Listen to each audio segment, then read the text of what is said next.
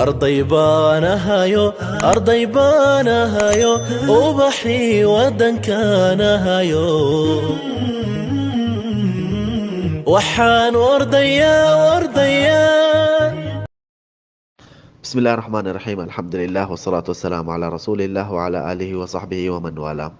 درسينا maanta wuxuu ku saabsan yahay waa qisada nebi idriis calayhi salaam. nebi idriis nabadgelyo korkiis ha ahaatee. nebi idriis wuxuu ka mid yahay rususha sharafta leh.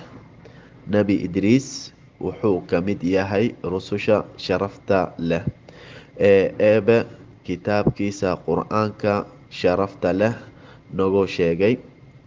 eebe kitaabkiisa qur-aanka sharafta leh nagu sheegay, wuxuuna sidoo kale ka mid yahay rususha inaan rumayno nala faray.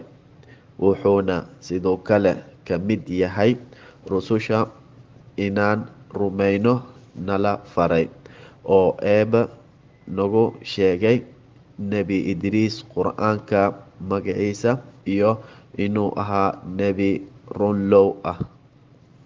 oo eebe nagu sheegay nebi idriis qur-aanka magaciisa iyo inuu ahaa nebi runlow ah.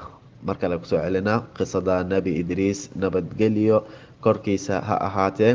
nebi idriis wuxuu ka mid yahay rususha sharafta leh ee eeba kitaabkiisa qur-aanka sharafta leh nagu sheegay, wuxuuna sidoo kale ka mid yahay rususha inaan rumayno nala faray oo eeba nagu sheegay nebi idriis qur-aanka magaciisa iyo inuu ahaa nebi runlow ah. darsigeena maanta halhaan ayuu ku akyahay. wassalaamu calaykum waraxmatullaahi wabarakaatu. واذكر في الكتاب إدريس إنه كان صديقا نبيا ورفعناه مكانا عليا. أولئك الذين أنعم الله عليهم من النبيين من ذرية آدم وممن حملنا مع نوح ومن ذرية إبراهيم وإسرائيل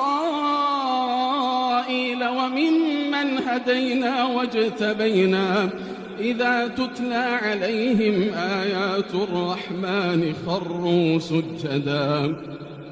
خروا سجدا وبكيا.